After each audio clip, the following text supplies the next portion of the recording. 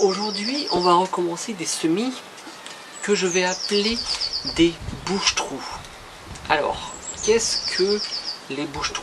Dans un jardin qui n'est pas paillé, quand on plante une tomate, on la plante à une certaine distance d'une autre, et ainsi de suite. Mais entre ces deux pieds, il y a un espace. Et cet espace, si ce n'est pas paillé, il va y avoir de l'herbe. Et bien souvent, on va du coup enlever cette herbe pour que ce soit propre. Mais si dans cet espace, on plante quelque chose, d'une part, il n'y aura pas de l'herbe qui va pousser à cet endroit-là. D'autre part, ça va faire de l'ombre à la terre. Et troisième intérêt, et pas des moindres, on va pouvoir cultiver et optimiser l'espace. Dans ma butte cette année où je ne veux pas pailler, je veux laisser tout revenir naturellement de l'herbe. Entre nous, bon, je suis un peu mitigé, on verra ça dans un tour de terrain.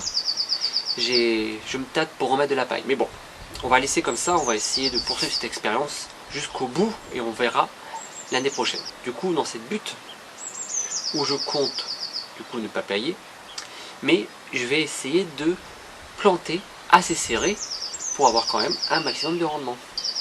Donc mes bouche-trous, qu'est-ce que c'est? Ce sont surtout les salades et les betteraves.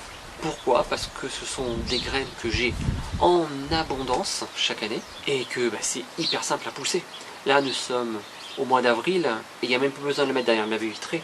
Je les laisse dans ma serre et en 3 semaines, voire peut-être moins parce que là il va commencer à faire bien chaud, et bien ça commence déjà à germer et au mois de juin, même avant, je pourrais en mettre partout, comme un peu mes salades aujourd'hui, comme vous avez pu voir dans mon jardin.